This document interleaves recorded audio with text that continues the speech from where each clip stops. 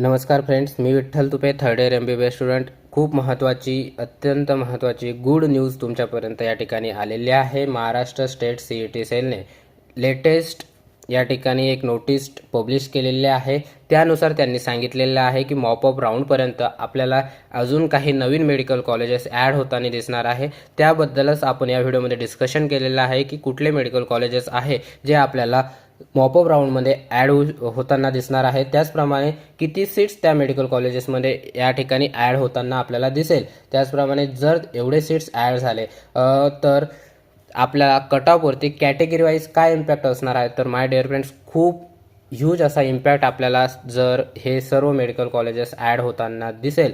जर हे medical college जर ॲड झाले तर खूप मोठ्या प्रमाणात आपल्याला कट ऑफवरती इम्पॅक्ट आपल्याला थर्ड राऊंडच्या नंतर दिसणार आहे. तर व्हिडिओला त्यामुळे शेवटपर्यंत बघा. मी सांगितलेलं आहे की कॅटेगरी वाईज किती कट ऑफवरती इम्पॅक्ट होऊ शकतो आणि कुठले मेडिकल कॉलेजेस आहे ज्यांना NMC थ्रू या ठिकाणी मॉपअप राऊंडपर्यंत मान्यता भेटू शकते.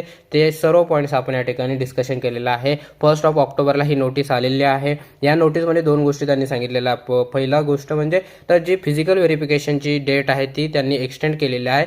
6 ऑक्टोबरपर्यंत ही डेट आपल्याला या ठिकाणी देण्यात आलेले आहे आणि 1 ऑक्टोबर 6 PM नंतर या ठिकाणी सिलेक्शन लिस्ट जी आहे, सेकंड लिस्ट जी आहे कॅपअप राऊंड 2ची, ती या ठिकाणी डिक्लेअर होणार आहे.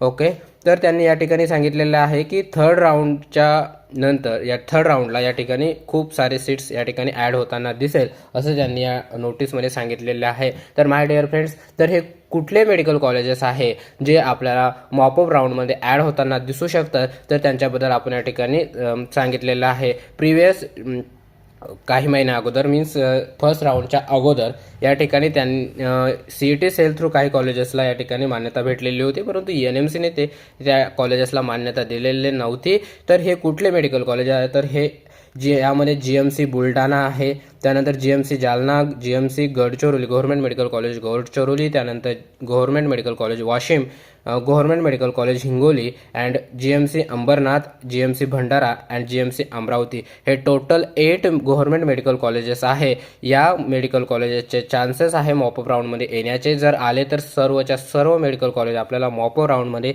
येताना दिसणार आहे. तर माय डिअर फ्रेंड्स, या मेडिकल कॉलेजेसमध्ये मॅक्झिमम आपल्याला 100 सीट्स दिसू शकतात. पर कॉलेजेसमध्ये 100 सीट्स आपल्याला मॅक्झिमम या कॉलेजेसमध्ये दिसू शकतात आणि मिनिमम बघायचे झाले तर 50 सीट्सपर्यंत सुद्धा या कॉलेजेसमध्ये जाऊ शकतात. परंतु या कॉलेजेसची स्टडी केल्यानंतर आपल्याला असं लक्षात आलेलं आहे की 100 सीट्स तरी या कॉलेजमध्ये पर कॉलेजमध्ये असू शकतात.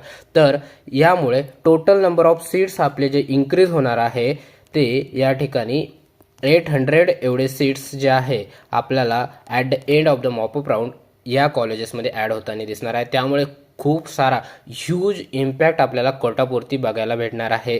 कारण 800 सीट्स खूप नंबर असतात, त्यामुळे कट ऑफवरती आपल्याला खूप सारा फरक या ठिकाणी at the end of the mop up round बघायला भेटेल. ओके, तर हे 8 मेडिकल कॉलेजेस आहे. तर हे मेडिकल कॉलेज कुठल्या स्टुडंटनी ॲड करायला पाहिजे, सगळ्यात पहिले आपण तो पॉईंट डिस्कस करूया.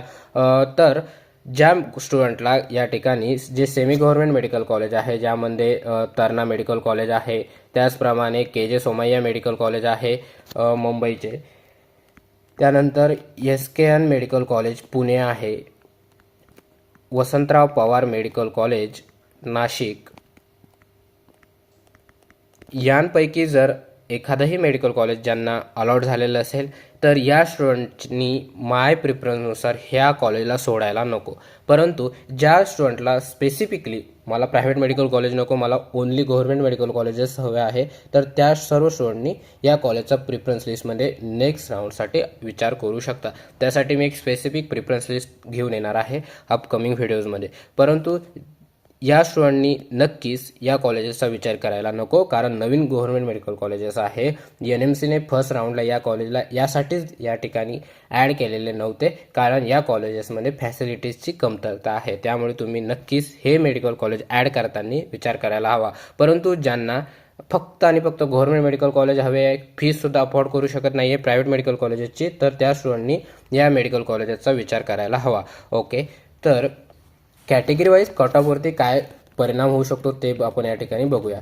सर सर्वात पहिले आपण या ठिकाणी 2 ठिकाणी कॅटेगरीजला हे केलेलं आहे. यामध्ये फर्स्ट म्हणजे ओपन कॅटेगरी, त्यानंतर NT2 category, NT3 category and SCBC category and OBC category यांचे सेपरेट घेतलेलं आहे. त्यानंतर SC category, ST category and यामध्ये NT2 category and VJ category and our favourite EWS category. अशा पद्धतीने आपण या ठिकाणी 3 भागांमध्ये यांचे कॅटेगरीचे डिस्ट्रीब्युशन केलेलं आहे. यामध्ये फर्स्ट म्हणजे open category, NT2 category, NT3 SCBC and OBC कॅटेगरीमध्ये जो कट ऑफमध्ये चेंज आपल्याला दिसू शकतो, तर 7 to 8 मार्क्सने कट ऑफ जो आहे तो या ठिकाणी यांचा डाऊन जाऊ शकतो. Open category, NT2 category, NT3 SCBC OBC category. त्यानंतर सेकंड म्हणजे SC ST कॅटेगरीचं जर बघायचे झाले तर SC ST कॅटेगरीमध्ये 8 to 15 मार्क्सपर्यंत कट ऑफ जो आहे तो आपल्याला या ठिकाणी डाऊन जाऊ शकतो. खूप सारा ह्यूज डिफरन्स आपल्याला SC आणि ST कॅटेगरीमध्ये या ठिकाणी बघायला भेटेल. अँड लास्टला EWS कॅटेगरीसाठी सुद्धा सेम या ठिकाणी 9 to 16 मार्क्सचा कट ऑफ आपल्याला डाऊन जाताना दिसणार आहे. आणि आपण याबद्दल अजून सविस्तर व्हिडिओ घेऊन येऊ ज्यावेळेस या कॉलेजेसचं जे सीट मॅट्रिक्स आहे ते आपल्यापर्यंत येईल आणि त्यानंतर आपण यावरती स्पेसिफिक कॅटेगरी वाईज सांगू शकू की किती कट ऑफ आपला डाऊन जाऊ शकतो. त्यामुळे खूप महत्त्वाची गुड न्यूज आपल्याला CET सेलने दिलेली आहे. याचा नक्कीच आपल्या काउन्सिलिंग प्रोसेसमध्ये फायदा होईल अशी मी अपेक्षा करतो. आणि अपकमिंग व्हिडिओज कुठल्या टॉपिकवरती हवे आहे ते तुम्ही मला कमेंट सेक्शनमध्ये विचारू शकता. थँक्यू.